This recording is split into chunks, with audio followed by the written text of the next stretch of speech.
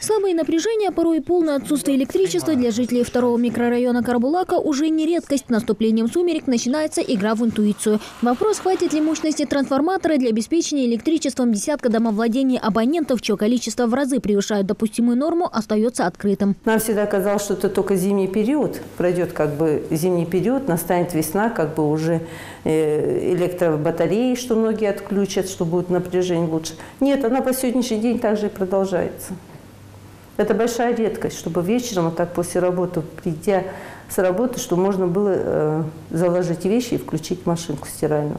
В век высоких технологий пользоваться благами цивилизации для местных жителей не представляется возможным. Домохозяйки мечтают об элементарном, чтобы стиральная машина отжимала, а утюг отпаривал. Однако напряжения едва хватает на освещение комнат, а часто ее перепады и вовсе выводят из строя бытовую технику. Но у нас сгорел трансформатор. Сгорел.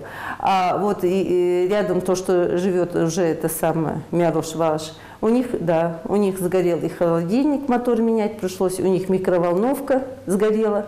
Она уже не подлежит ремонту, они уже обновили. Если обычно вечер проводят за экраном телевизора или компьютера, то в этом микрорайоне при слабом напряжении альтернативой такому досугу является чтение книг. Правда, и это для кого-то недопустимая роскошь. Делать уроки здесь приходится утром. Плохое освещение мешает школьникам сосредоточиться и сфокусироваться на выполнении домашних заданий. Это вообще жалко. И детей жалко, во-первых. Они жалуются, что не видим или там зрение. Хотят очки, чтобы им приобрели.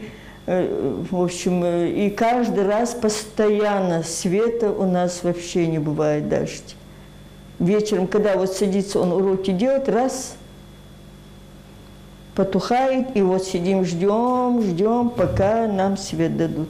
Решить проблему жителей микрорайона обещали почти полгода назад. Тогда в сопровождении нашей съемочной группы власти города отправились на улицу Градусова и обозначили сроки выполнения этой задачи. За ходом ее решения тщательно следили представители Общероссийского народного фронта. Нам отвечали, что в первом квартале, до конца первого квартала этот вопрос будет закрыт. То есть мы выходили и спрашивали у администрации, в чем проблема, почему это не выполняется. Отсутствие заложенных средств. В этом плане мы тоже обращались в правительство, спрашивали, будут ли закладываться средства на решение вопроса развития именно коммуникации, именно обновления ветхих сетей. И нам отвечали, что да, действительно эти вопросы решаются и будут решены. К обозначенному сроку изменилось разве что мнение местных властей, которые утверждают, что приобретением трансформаторных подстанций для города должны заниматься энергетики. Трансформаторные подстанции должны устанавливаться теми организациями, которые реализовывают, продают свою электроэнергию.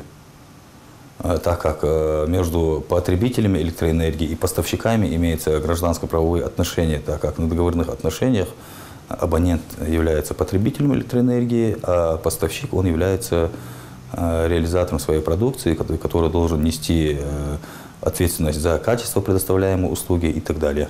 Тем не менее, права своих граждан власти намерены отстаивать до конца. На протяжении последних нескольких месяцев ими ведутся переговоры с ингушским филиалом МРСК Северного Кавказа. Подана заявка на получение нужд города 11 трансформаторных подстанций мощностью 630 киловатт. Добиться нужного результата, признается в администрации Карбулака, еще не удалось. Впрочем, проблема эта существует не первый год. Жители второго микрорайона обращались за помощью к градоначальнику еще в 2014 году. Тому доказательство и имеющееся у них на руках письменное обращение. Вполне возможно, что и трансформатор придется приобрести за свой счет, признаются отчаянные жители новостроек. Второй микрорайон Малдехам.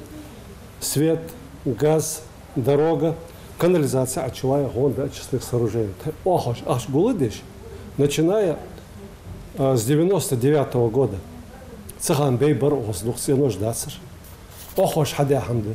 Стоит ли ждать у моря погоды, кто в конечном итоге обязан обеспечить абонентов качественным электроснабжением и почему жители второго микрорайона должны платить энергетикам за неполноценно предоставленные услуги? Этот вопрос пока что остается открытым. Мадина Пугоева, Хаваш Гуйгов, Новости 24.